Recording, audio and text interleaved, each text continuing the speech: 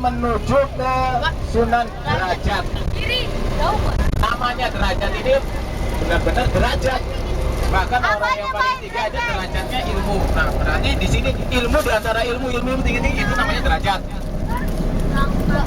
Ya, langsung saja kita akan membacakan histori dari Sunan Derajat ini. Saudari-saudari sekalian yang masih belum dengerin dulu, nanti habis ini Nina Bobo. Sunan Derajat ini adalah putra dari Sunan Ampel. Tahu Sunan Ampel? Ya, Sunan Ampel yang makbarunya di Surabaya. Berarti ini nih Sunan Derajat anaknya Sunan Ampel. Masih sesama wali. Dan beliau Sunan Derajat keturunan dari Nabi Muhammad yang keberapa? Kalau yang tadi keturunan ke-24 itu siapa? Ayo. Kalau ini yang ke-23, kalau Sunan Derajat yang ke-23. Nah, otomatis dari usia ini lebih tua Sunan Derajat dibanding Sunan. Iya, cocok. Nama asli Sunan Derajat siapa? Ada yang tahu? Nama asli Sunan Derajat yang kelas 3 Sanawiyah sudah belajar ini. Siapa namanya? Ayo. Siapa namanya? Namanya itu Raden Qasim. Ya. Salah, namanya Raden Qasim. Ini Sunan Derajat adalah putra dari Sunan Ampel dengan istrinya Sunan Ampel namanya Dewi Condrowati. Hah?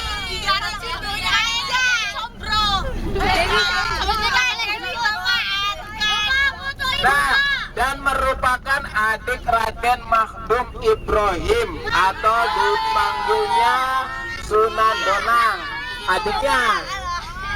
Nah, Sunan Derajat ini adiknya Sunan Bonang. Bapaknya siapa? Nah, berarti bapaknya Sunan Derajat, bapaknya Sunan Derajat, ya benar, bapaknya Sunan Derajat Sunan Ampel, adiknya Sunan Bonang. Nah, cocok sekali. Ceritanya begini, Sunan Derajat ini sudah mewarisi ilmunya Sunan. Siapa bapaknya?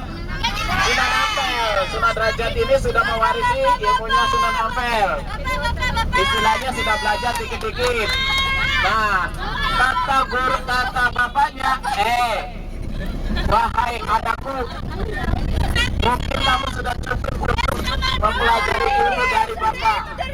Akhirnya si Sunan Derajat oleh sang ayah disuruh meninggalkan daerahnya untuk mengembangkan ajaran Islam. Akhirnya pergi itu Sunan Derajat untuk berdakwah ke sebelah barat Gresik, tepatnya di antara kota Tuban dan Gresik. Ya, Sunan Derajat banyak berdakwah di masyarakat dan terkenal dengan sikap apanya nih Sunan Derajat? Ya, satu dermawan, kedua kerja keras, dan yang ketiga meningkatkan kemakmuran masyarakat. Itu inti ajaran Sunan Derajat. Pertama dermawan, yang di sini ada yang masih males-malesan dermawan nggak nih? Pristi. Hah? Pristi. Ini ajaran dermawan, ini guru kita juga mengajarkan. Ya, ini makanya kita harus bersikap dermawan kepada orang-orang yang lebih membutuhkan. Kerja keras, Anda juga harus kerja keras sesuai dengan ajaran Sunan Derajat. Dan yang ketiga, meningkatkan kemakmuran. Nah, biar makmur seperti di bis ini, jangan ribut-ribut. Nah, itu salah satu ajaran tuh kalau nggak sadar mah.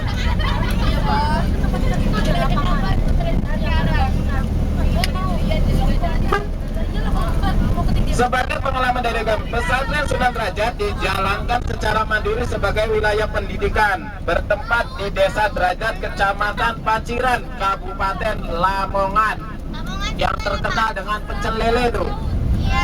Itu di Lamongan. Kalau klub bolanya namanya PS apa tuh? Nah, Lamongan itu. Dalam catatan sejarah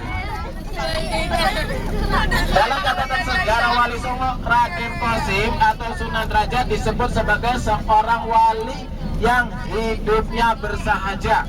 Bersahaja tuh karo sapa baik ayu.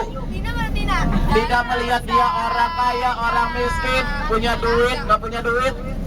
Itu nggak dipandang oleh Sunan Derajat. Ayo saja. Jadi kalau kita yang masih berpandangan, enak nih berteman sama dia, duitnya banyak. Enak sama si ini yang banyak ininya. Jangan, kita sikap Sunan Derajat ini patut dicontoh. Kita bersahaja dengan siapapun, dengan saudara siapapun. Ya toh? Nah, makanya harus bersahaja. Walau dalam urusan duniawi, walaupun Sunan Derajat adalah seorang wali, dia tidak hanya berzikir aja, malam-malam zikir ini, tapi tetap aja dalam duniawi pun beliau ini bersemangat untuk mencari rezeki. Untuk mencari rezeki semangat. Makanya kita jangan hanya berzikir saja, mencari rezeki juga harus. Buktinya Sunan Derajat juga mencari rezeki itu semangat. Ya. Hal itu disebabkan karena beliau yang dermawan di kalangan rakyat jelata, beliau bersifat lemah lembut dan sering menolong mereka yang menderita. Ajaran Sunan Derajat yang terkenal ada 1, 2, 3, 4. Ada 4. Nanti di sana Anda bisa melihat tulisan dari ukiran kayu yang pakai bahasa Jawa. Itu wasiatnya Sunan Derajat. Masih ada, Pak? Masih ada, nanti dibahas. Nih, tulisannya berbunyi begini.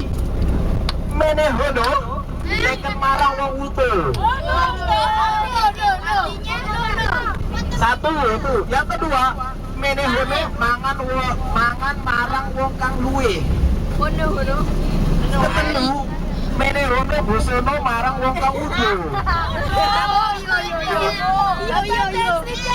Keempat, menehono nguyup marang wong kang udanan. Yang pertama, menehono teken marang wong utuh. Artinya, berilah tongkat kepada orang yang buta. Orang buta kan nggak kelihatan. Kalau kita jalan betul-betul jatuh. Itu disuruh ngasih tongkat ajarannya. Artinya apa? Orang buta itu nggak tahu kalau namanya Sprite itu enak. Bener nggak? Ya. Orang buta ini maksudnya bukan berarti orang buta matanya, buta IQ-nya, hatinya, pikirannya, dan segala macamnya. Orang yang nggak tahu kalau Tuhan kita adalah Allah, kasih tahu lah. Kalau orang itu nggak tahu kalau mencuri itu nggak boleh, kasih tahu lah. Itu ajarannya Sunan Derajat. Yang pertama, menehono teken marang wong utuh. Berikanlah tongkat kepada orang yang buta. Itu ajaran pertama. Yang kedua, menehono mangan marang wong kang luwi.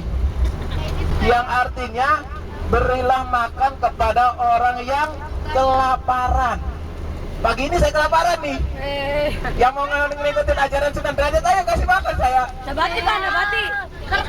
Promosi. Nah, itu ajarannya. Kasih makan kepada orang yang lapar. Ya, kalau ada yang lapar, rakyat atau saudara-saudara, tetangga, itu kasih. Kita punya makanan berapa, kasihlah. Kita makan, bikin sayur yang banyak, minimal airnya diperbanyak, kasih, biar ikut nikmatin. Itu ajarannya. Karena beliau ini ajarannya bersahaja, biar sama-sama merasakan yang namanya kenikmatan dunia. Dan nanti kenikmatan akhirat pun biar bisa merasakan dengan cara yang hakiki kepada Sang Ilahi. Dan yang ketiga, menehono busono marang wong kang wudu. Ayo, apa iki artinya? Menehono busano maring wong kang wudu. Hah? Kasih baju ke orang yang Nah, kalau ada orang telanjang kasih baju. Begitu tak maksudnya? Iya. Ya, masa tuh kalau ada orang yang telanjang kasih baju, gimana kita nyari orang telanjangnya? Ayo. Kalau ketemu. Hah? Perumpamaan, ya kurang lebihnya begitu. Artinya begini, berikanlah pakaian kepada orang yang telanjang. Berikanlah budi pekerti atau kasihlah sopan santun kepada orang yang sifatnya kayak hewan. Artinya, kalau di nongkrong, kalau duduk tuh jangan nongkrong. Artinya kan dia telanjang, maksudnya dia itu telanjang. Kasih tahu, nongkrong itu nggak boleh. Ajaran Islam tuh nggak seperti itu. Ajaran Nabi pun nggak begitu. Itu maksudnya, paham tidak? Ya, makanya mini huru busono mari wong kang wudu. Nah, itu ajarannya, diamalkan ini. Hadisnya juga banyak. Yang keempat, mini hono ngiyup marang wong kang kudanan. Oh iki arti. Hah?